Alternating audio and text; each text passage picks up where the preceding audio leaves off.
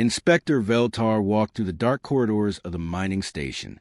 Her clawed feet clicked against the metal floor as she moved deeper into the facility. The air smelled wrong here, thick and heavy with something her translator couldn't identify.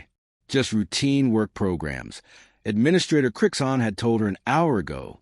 His purple scales had been shiny with nervous sweat, but he smiled with too many teeth. Nothing to worry about, Inspector. Standard labor education for the younger species. But if it was so routine, why were there so many locked doors? Why did armed guards stand at every checkpoint? Veltar had inspected hundreds of facilities across the galaxy. This one felt different. Wrong. She stopped in front of a heavy blast door marked with symbols she didn't recognize. 2 Zephyrian guards stood beside it, their weapons clearly visible. They nodded respectfully, but didn't move aside. Administrative areas only, one guard said. Nothing of interest for the inspection. Veltar pulled out her official credentials. The holographic seal of the Galactic Council glowed bright blue in the dim light. Everything is of interest to me, guard. Open the door. The guards exchanged nervous looks, but stepped aside. The door hissed open with a sound like escaping steam. The smell hit her first, unwashed bodies, fear, and something else. Something that made her stomach turn. Then she heard the sounds. Soft crying. Whispers in a language her translator identified as human. The corridor beyond was lined with cells. Not rooms. Cells. Each one had thick metal bars and a small window. Veltar's breath caught in her throat as she saw what was inside. Children. Human children. Dozens of them. Crowded into spaces barely large enough for adult Zephyrians. The youngest looked to be maybe 6 years old. The oldest perhaps 15. They wore dirty work clothes that hung loose on their small frames. Many had dark circles under their eyes and hollow cheeks that spoke of too little food. When they saw her, most of the children pressed themselves against the back walls of their cells. Their eyes were wide with fear. A few of the older ones stepped protectively in front of the younger ones. What is this? Veltar's voice came out as a whisper.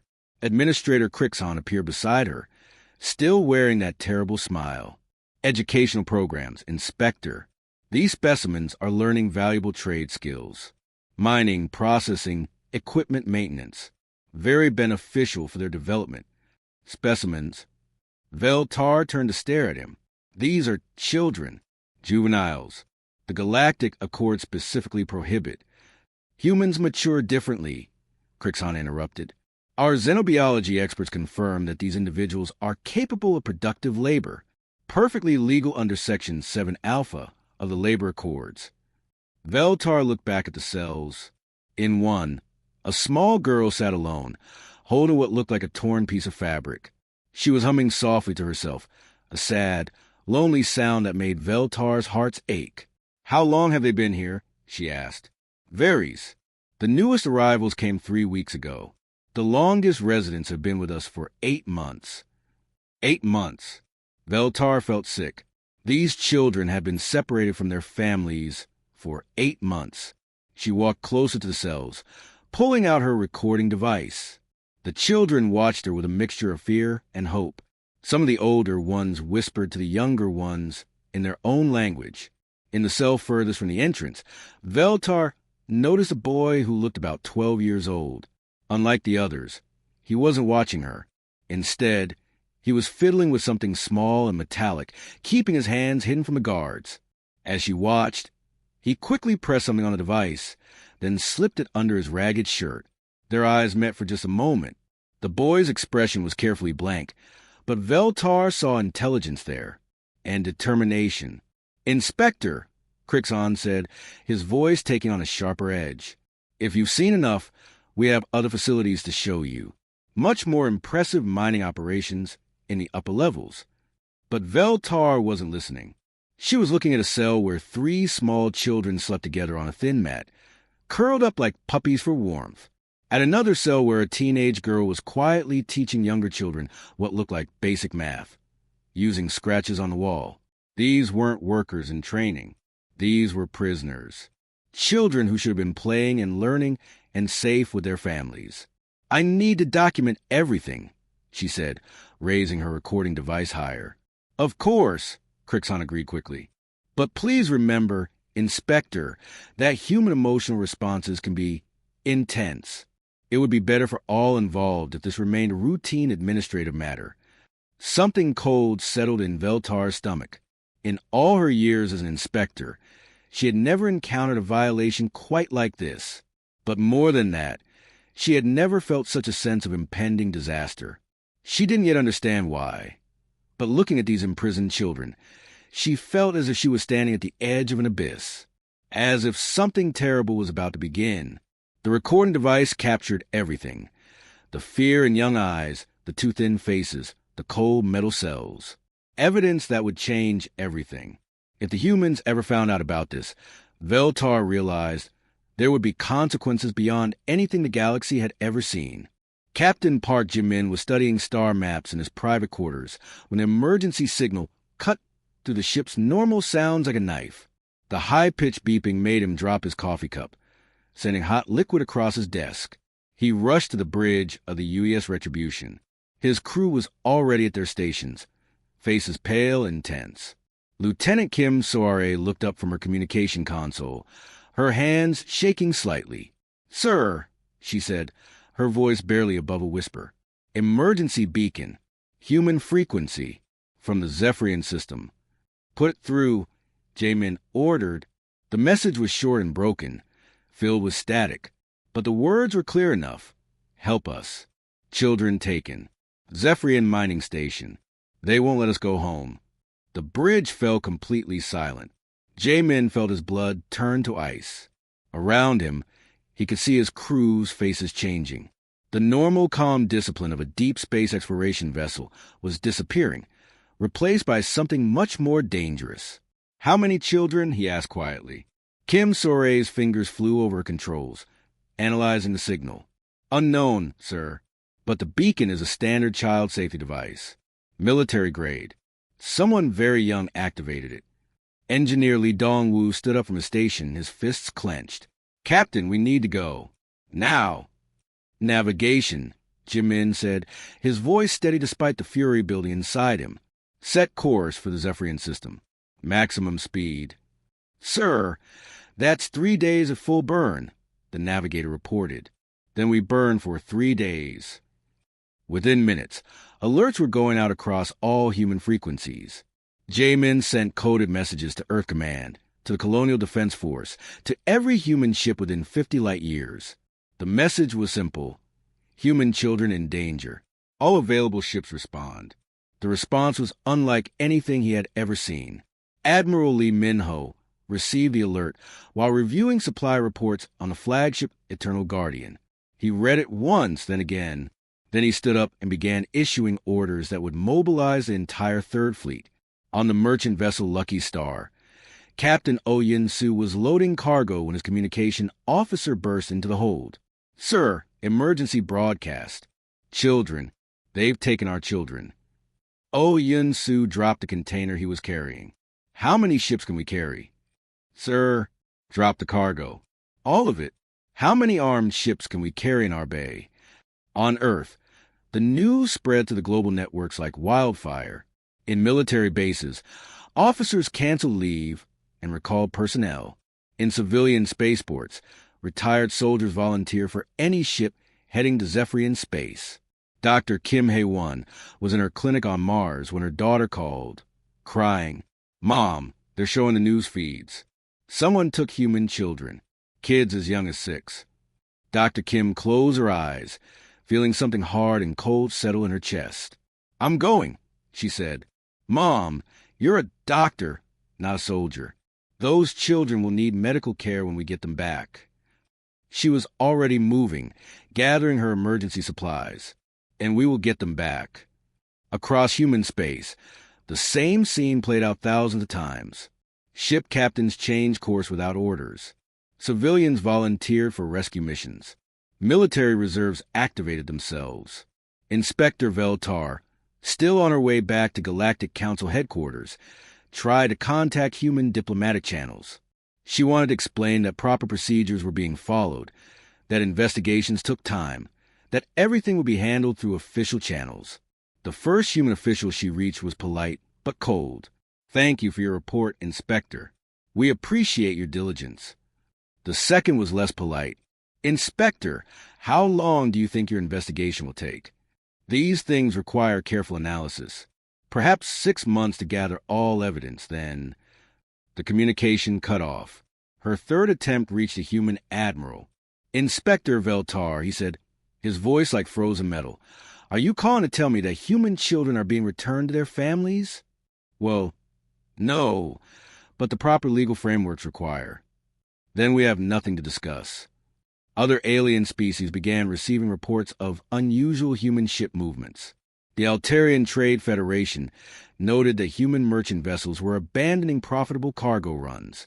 The Centauri Defense Pact observed human military ships leaving their patrol routes.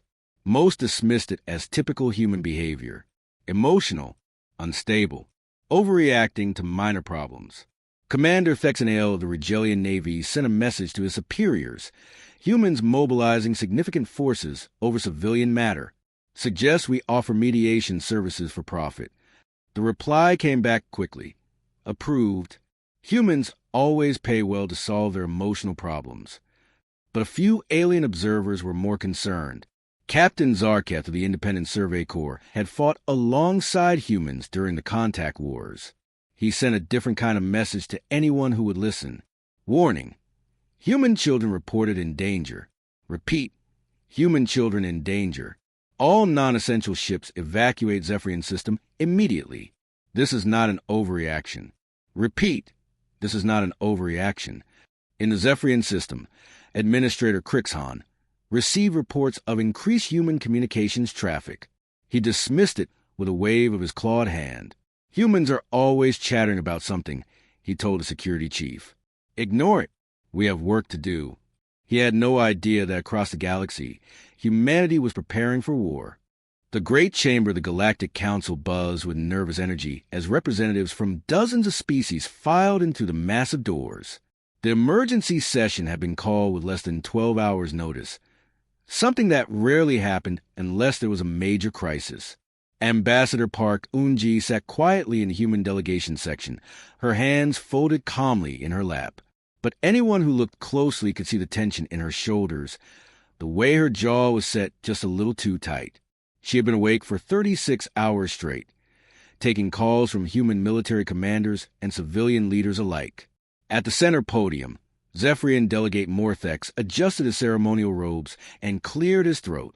His purple scales caught the light as he spread his arms wide in a gesture of confident dismissal. "Honored colleagues," he began, his voice carrying easily through the translation systems. "We gather today because of yet another example of human emotional instability. A simple administrative matter has been blown far out of proportion by a species known for their irrational responses." Murmurs of agreement rippled through several alien delegations. The Altarians clicked their approval. The Rigelians nodded their large heads. Many had dealt with what they saw as human overreactions before. Council Speaker Threndal, a tall insectoid being with compound eyes, tapped his staffer order. "Delegate Morthex, please explain the situation for those who may not have received full reports." "Certainly," Morthex replied smoothly. "The humans have discovered a routine labor education program on one of our mining facilities. Young humans learning valuable trade skills under proper supervision.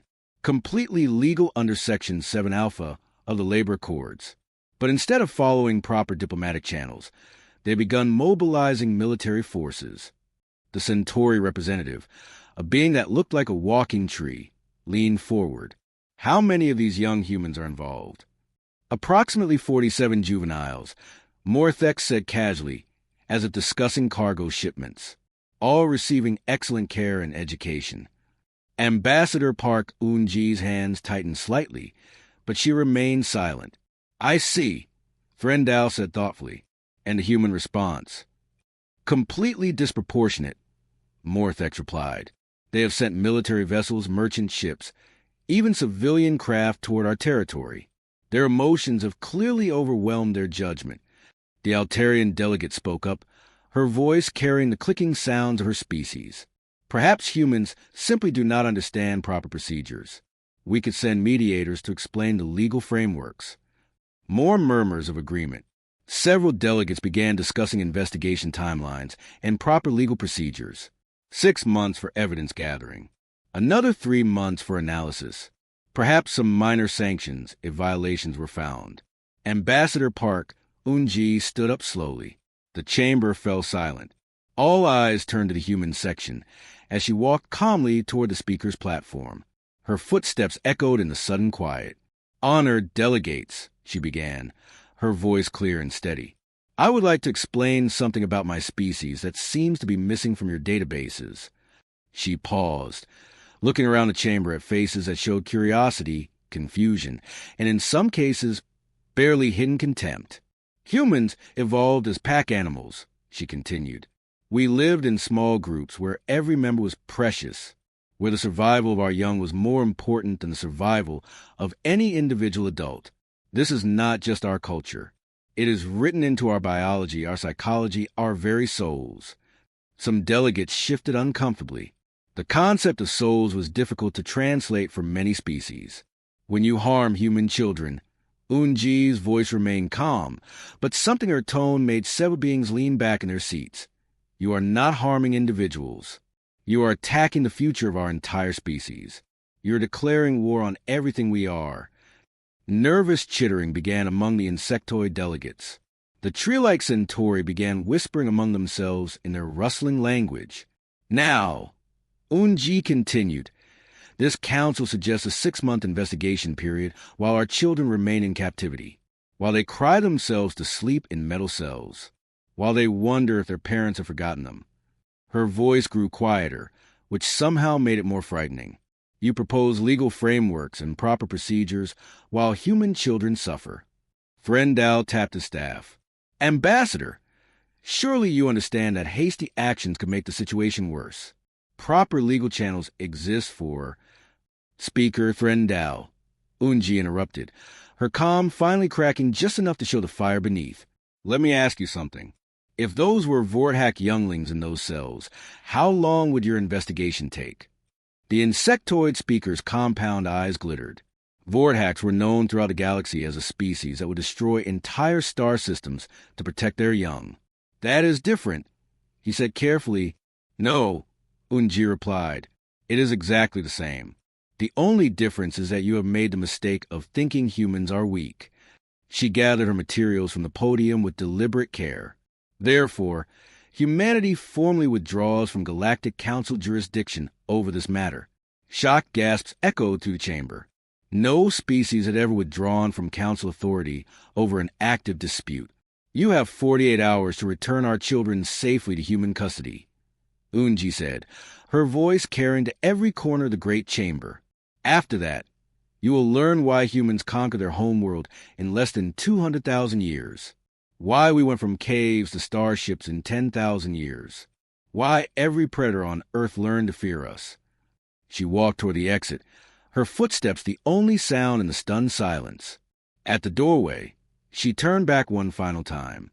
"We are not an emotional species, delegates.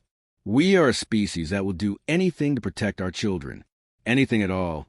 The great doors closed behind her with a sound like thunder. The first Zephyrian sensor operator to see the approaching fleet thought his equipment was broken. The readings showed impossible numbers. Not the dozen ships they expected, but hundreds of contacts appearing from hyperspace in perfect formation. "Sir," the young technician called to his supervisor, his voice shaking. "The sensors are showing massive fleet movements. But this can't be right." Senior Operator Vrexenale slithered over to check the displays. His scales turned pale as he saw the readings. 237 ships, military vessels, cargo haulers, medical frigates, even luxury liners that had been converted for rescue operations. "Get Administrator Crixhan," he whispered. "Get him now." On the bridge of the flagship Eternal Guardian, Admiral Lee Minho watched the tactical displays fill with friendly contacts. Ships from across human space had answered the call. The Third Fleet formed the core of the Armada, but civilian vessels outnumbered military ones 3-1. Captain Oh Yun-Su's converted merchant ship, Lucky, Star carried 40 armed volunteers. Dr. Kim Hae-won had organized 6 hospital ship staff with child psychologists and trauma specialists. Even the luxury cruise liner Starlight Dreams had joined them, its passenger cabins converted into temporary homes for rescued children. Admiral, his communications officer reported, "We're receiving a transmission from the mining facility. Put it through." The main screen flickered to life, showing Administrator Crixon in his office. The Zephyrian's neck frills were flared in what he probably thought was an intimidating display. Behind him, security guards stood at attention. "Human fleet," Crixon announced, his voice full of artificial confidence. "You are trespassing in Zephyrian territorial space. Withdraw immediately or face the consequences of your illegal actions." Admiral Lee Min-ho stood calmly, his hands clasped behind his back. "Administrator Crixon, you have exactly 60 seconds to release all human children in your custody and prepare for their immediate transfer to our medical ships." Crixon's mandibles clicked in what sounded like laughter. "Threats, Admiral? I have valuable assets to protect. Your species' reputation for irrational behavior is well documented throughout the galaxy. Perhaps we can negotiate a reasonable price for her." 50 seconds, the Admiral said quietly. "You cannot simply demand a return of legitimately obtained workers. These specimens have contracts, legal obligations." 30 seconds. Crixon's confidence began to crack. "This is theft. Pirates. The Galactic Council will hear of." 10 seconds. "You wouldn't dare attack a civilian facility. The diplomatic consequences alone would." Admiral Lee Min-ho made a small gesture with his hand. The transmission cut to static as human jamming systems activated across the fleet. "All ships," he said calmly into his communication system. "Execute rescue protocol. Primary objective: recover all human children alive and unharmed. Secondary objective: capture facility personnel for later trial. Minimize casualties among noncombatants." What happened next would be studied in military academies for decades. The human ships moved with precision that contradicted every alien assumption about human nature. While other species saw them as emotional and chaotic, the humans demonstrated coordination that seemed almost telepathic. Stealth ships that the galaxy didn't know humans possessed appeared inside the Zephyrian defense perimeter. Electronic warfare vessels jammed communications and sensors. Heavy cruisers disabled the mining station's weapons with surgical strikes that left life support systems untouched. Captain Park Jae-min led the boarding teams personally. His Marines moved through the station corridors with deadly efficiency, but their priority was clear: find the children first, everything else second. The Zephyrian guards who tried to resist found themselves facing human soldiers who fought with a focused intensity they had never encountered. These weren't the undisciplined emotional creatures from alien propaganda. These were warriors who had found something worth dying for. Level 7 secured. Came the report over Jae-min's radio. No children found on this level. Level 5 clear. Moving to level 3. Contact. Children located in the lower detention levels. Repeat, we have found the children. Lieutenant Kim Soare was among the first to reach the prison cells. When she saw the small faces pressed against the metal bars, some crying, others staring with hollow eyes, she had to stop and take a deep breath before she could speak. "Hey there," she said softly, kneeling down to eye level with the children. "My name is Soare. We're here to take you home." The youngest child, a girl who couldn't have been more than 6, whispered, "Are you really human? Are you really real?" "We're real," Soare said, her voice gentle despite the rage burning in her chest. "And we're taking you back to your families." The rescue operation took exactly 8 hours and 17 minutes. Not one human child was harmed during the extraction. The Zephyrian casualties were minimal. Most guards surrendered when they realized the humans weren't interested in killing them, only in reaching the children. Administrator Crixon was found hiding in his private office, trying to delete computer files. He was taken into custody without resistance. As the rescued children were transferred to the medical ships, other alien species across the galaxy watched the news feeds in stunned silence. They had expected human emotional chaos. Instead, They witnessed military precision combined with careful humanitarian concern. The children were treated not as rescued cargo, but as precious treasures to be carefully restored. Medical teams worked around the clock, while child specialists helped the young humans process their trauma. Admiral Lee Minho stood on his bridge, watching the last transport shuttle dock with the hospital ship Healing Grace. Around him, hardened military officers wiped tears from their eyes as they listened to children's voices over the communication channels. Not crying now, but laughing and asking questions about the stars. The galaxy had just learned something important about humanity. They would do anything for their children.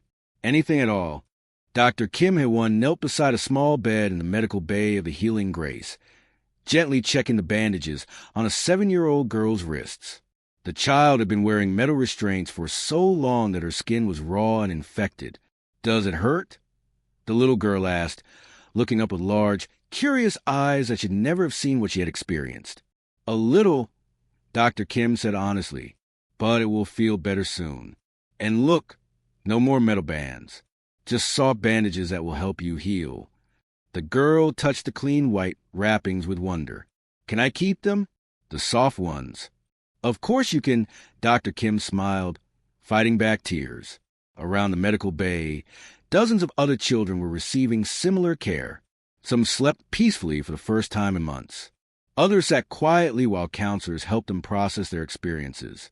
In the corridor outside, Sergeant Oh Yun-soo sat on the floor with 3 young boys, showing them pictures on his tablet computer. They were images of Earth, green forests, blue oceans, cities full of lights. "Is that really where we're going?" asked the oldest boy, maybe 10 years old. "That's home," Oh Yun-soo said softly. "Your families are waiting for you there." The youngest boy, who hadn't spoken since his rescue, suddenly crawled into Oh Yun-soo's lap and fell asleep. The tough Marine sat very still, one hand gently patting the child's back, tears streaming down his face. Meanwhile, in the detention area of the Eternal Guardian, Administrator Crixon sat in a clean, comfortable cell that was larger and better equipped than any of the spaces where he had kept human children. He still seemed unable to understand what had happened. "This is ridiculous," he complained to his guard. "All this fuss over a few specimens. Your species has completely overreacted to a simple business matter." Captain Park Jamin happened to be walking past when he heard this. He stopped and looked through the cell window at the Zephyrian administrator. "Business matter?" Jamin repeated quietly. "Of course," Crixon said, his neck frills flaring with irritation. "Young humans learning valuable skills, earning their keep, perfectly legal under galactic labor laws. But you attack us like we're criminals." Jamin was quiet for a long moment. Then he activated the cell's communication system. "Computer, show prisoner Crixon footage from the children's medical examinations. Display malnutrition statistics, injury reports, and psychological evaluation summaries." The cell's wall screen lit up with medical data. Images of too-thin children, reports of chronic hunger, documentation of infected wounds from metal restraints. Psychological profiles showing severe trauma, depression, and anxiety in children as young as 6 years old. Crixon glanced at the screen dismissively. Minor health issues. Nothing that proper medical care couldn't address. "You kept children in metal cages," Jamin said, his voice deadly calm. "You fed them barely enough to survive. You separated them from their families and made them work 12-hour shifts in dangerous conditions. They were being educated," Crixon insisted, "learning useful trades. They were being tortured. Your emotional responses cloud your judgment. Captain, these were simply young workers contributing to—" "Stop." Jamin's single word cut through Crixon's explanation like a blade. "Let me explain something to you about humans." He activated another control, and the screen switched to show footage from the rescue operation. Images of human soldiers moving carefully through corridors, medics treating children with infinite gentleness, officers weeping as they comforted frightened youngsters. "Humans evolved as tribal creatures," Jamin said. "For hundreds of thousands of years, our survival depended on protecting our young, not just our own biological children, but all the children in our group. It's not just culture or tradition. It's written into our DNA." Crixhan watched the footage with growing confusion. But these aren't even your offspring. Different genetic lines, different family groups. They're human children, Jamin said simply. That makes them all our children. That makes no biological sense. Why would you risk your lives for unrelated juveniles? Jamin leaned closer to the window. Because when you harm human children, any human children, you're not just attacking individuals. You're attacking our future, our hope, everything we are. He paused, watching as the screen showed a young girl running into the arms of Marine, who was clearly not her father, but who held her as if she were the most precious thing in the universe. You see emotional overreaction. Jamin continued. We see the most basic truth of our existence. Protect the children. All of them. Always. This is insanity, Crixhan muttered. No rational species would mobilize hundreds of ships for 47 juveniles. No, Jamin agreed. A rational species might calculate costs versus benefits, weigh diplomatic consequences against potential gains, consider whether 47 young lives are worth the resources we spent. He turned away from the cell, then looked back one final time. We didn't calculate anything. We just came to get our children. And we would have come for one child the same way we came for 47. That's what makes us human. As Jamin walked away, Crixhan stared at the screen, which now showed children playing games in the medical bay, their laughter echoing through the corridors. For the first time since his capture, he began to understand that he had made a terrible mistake. The galaxy was learning the same lesson. Emergency sessions of various governments discussed new policies regarding human juveniles. Trade agreements were quietly reviewed. Military strategists recalculated their assessments of human capabilities. They had learned that humans don't fight fiercest when they're cornered. They fight fiercest when their children are threatened. And they never forget,